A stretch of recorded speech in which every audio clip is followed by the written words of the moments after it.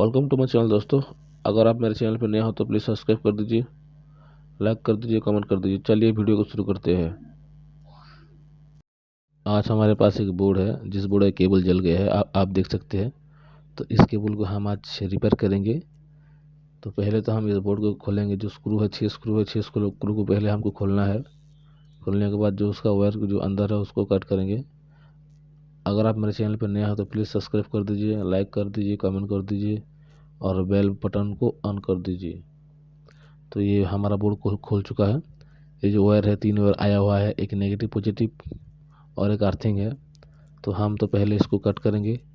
Cut करने के बाद फिर वो इसी वायर को ही जहाँ तक जल गया है उधर कट करके फिर से जो छील के हम उसको जॉइंट करेंगे। तो मेरे इस वीडियो को कंटिन्यू देखिए। कंटिन्यू देखने से ही आपको मालूम पड़ेगा कि मैं क्या क्या किया हूँ। तो लास्ट में भी इस बोर्ड का जो फ्यूज है कि क्या क्या है सब कुछ मैं दिखाऊंगा। तो ठीक है दोस्तों, मेरे इस वीडियो को कंटिन्यू देखिए।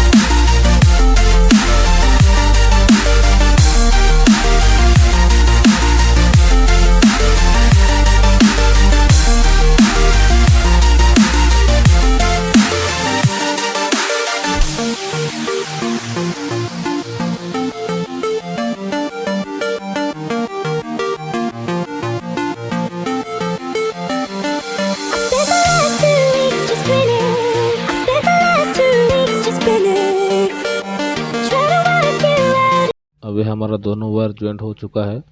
जो न्यूट्रल वायर है, जो 5 पिन सॉकेट होता है, सॉकेट के लेफ्ट साइड में लगाना है।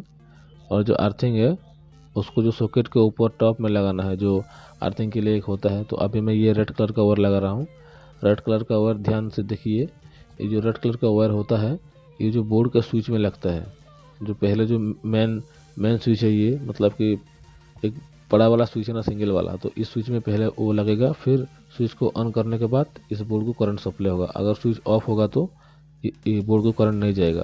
तो इसी तरह से आप भी बोर्ड को रिपेयर करना है। देखिए, फिर ये हमारा पूरा वायरिंग हो चुका है, कंप्लीट हो चुका है। अभी हम इसको टेस्ट करेंगे। पहले तो उसको हम इस वायर को ठीक से मोड़ के लगा के उसका कवर डाल के स्क्रू टाइट कर देना है। फिर उसके बाद हम वो बोर्ड को टेस्ट करेंगे। मेरे इस वीडियो को कंटिन्यू देखिए। इसको बंद करके हम टेस्ट करेंगे।